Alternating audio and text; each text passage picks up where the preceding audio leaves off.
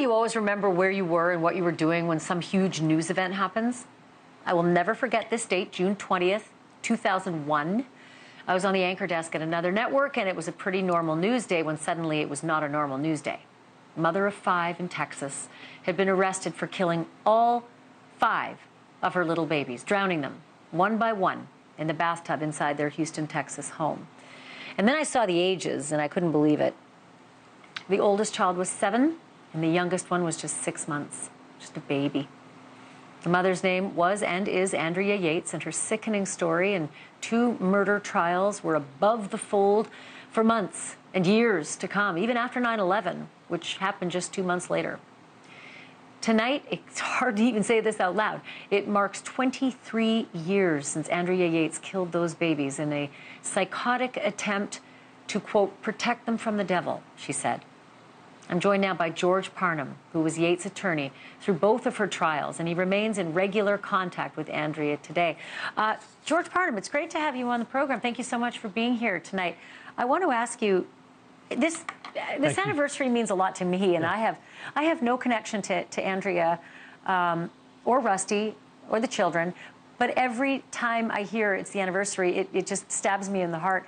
I wondered, because I know you're in regular contact with Andrea, if this anniversary is marked by her in any way, or if she has any recollection or any thought about what happened this day 23 years ago. Well, I have represented Andrea from day one, 23 years ago, or 22, and I am in constant contact with her, but believe it or not, and I have no problem in saying this, I have never, ever had any conversation, attorney-client or otherwise, with her about that day.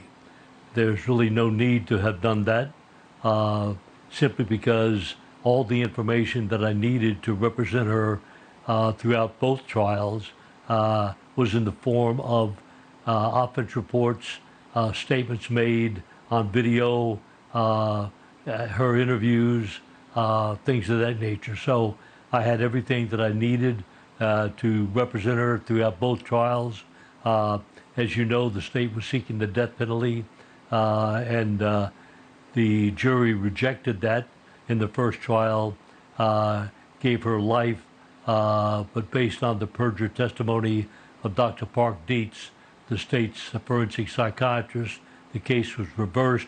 We went back to trial, and the jury acquitted her, found her not guilty by reason of insanity. Thank you for watching. Go to newsnationnow.com to find NewsNation on your television provider. And don't forget to click the red subscribe button below to get more of NewsNation's fact-driven, unbiased coverage.